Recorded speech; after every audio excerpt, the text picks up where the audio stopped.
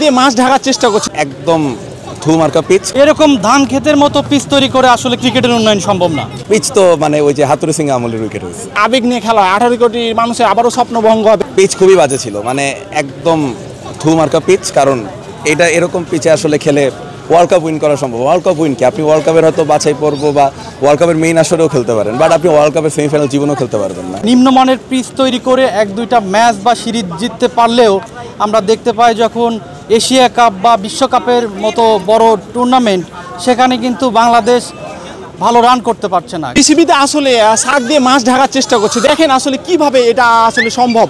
কারণ মিরপুরে রিসেন্টলি আফগানিস্তান সিরিজে 200 রানের লজ্জাজনক হার। এটা আসলে বিসিবি চেষ্টা করতেছে যে 27 ওয়ানডে বিশ্বকাপে কিভাবে কোয়ালিফাই করা যায়, যাতে রিসেন্টলি দুইটা সিরিজ খারাপ খেলছে, পরের দুইটা সিরিজ যাতে ভালো খেলে, দেন আবার ব্যর্থতার পরিচয় দিবে, ব্যাটসম্যানরা নিয়মিত ব্যর্থ হবে। এটা আসলে হয় না।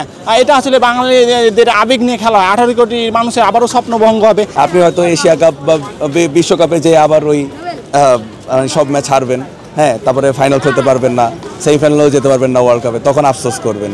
কারণ এই যে মিরপুরের এখন তিন ম্যাচের যে ওয়ানডে সিরিজ, তিনটেই তো মিরপুরে হচ্ছে। প্রথম ম্যাচের পিচ দেখলাম, পিচ তো মানে ওই যে হাতুড়ি সিং আমলের উইকেট হয়েছে। মানে একদম টিপিক্যাল যে ইংল্যান্ড অস্ট্রেলিয়াকে আমরা হারিয়েছি যেই পিচে, পুরো কালো মাটির পিচ। হ্যাঁ, বল আপনি করলো আমি আউট, মানে আপনি করলো আমি আউট, এরকম আর কি পিচ। যে কেউ বল করলে এখানে আউট হয়ে যাবে, বল লো, তারপর প্রতি বল টার্ন খায়। 300 রান করার চর্চাটা অব্যাহত থাকলেই কিন্তু বড় টুর্নামেন্টে ভালো করা যায়। কিন্তু পিচ যদি নিম্নমানের স্পিনিং উইকেট করে সেখানে আপনি প্রতিপক্ষকে আটকে দিচ্ছেন 100-র মধ্যে বা 200-র মধ্যে, কিন্তু এটা করে এক দুইটা ম্যাচ হয়তো আমরা জিততে পারি, কিন্তু ক্রিকেটের যে সামগ্রিক উন্নয়ন সেটা কিন্তু হচ্ছে না। এই জন্য বিসিবি বা ঊর্ধ্বতন যারা কর্তৃপক্ষ রয়েছেন তাদের আমরা ফ্যান হিসেবে আমাদের দাবি যে পিচ অবশ্যই স্পোর্টিং পিচ তৈরি করতে হবে। তাতে করে শুধু আমার যেটা মনে হচ্ছে যে সামনে যে 2027 বিশ্বকাপ, সেটাতে কোয়ালিফাই করার জন্য সেরা 9 র্যাঙ্কিংয়ের মধ্যে থাকতে হবে। এই জন্য নিম্নমানের পিচ তৈরি করে ওয়েস্ট ইন্ডিজের মতো একটা দলের বিরুদ্ধে সাময়িক জয়লাভ করার জন্য যেই সিরিজ জয়লাভ করলে আমরা হয়তো 9-এ চলে যাব, সেই সমীকরণ মেলানোর জন্য এরকম পিচ তৈরি করা হচ্ছে। কিন্তু প্রকৃতপক্ষে আসলে যে ক্রিকেটের উন্নয়ন সেটা হচ্ছে না। ক্রিকেটের উন্নয়ন করতে গেলে ভালো মানের পিচ তৈরি করতে হবে, 280, 300 বা 350 রান নিয়মিত করতে হবে, বড় দলগুলোকে হারাতে হবে। এতে করে ক্রিকেটের সামগ্রিক উন্নয়ন হবে, ক্রিকেটারদেরও পারফরমেন্স ভালো হবে। আইসিসি ইভেন্টে যাবে, হ্যাঁ, স্বপ্নভঙ্গ হবে, দিন শেষে হতাশ হবো।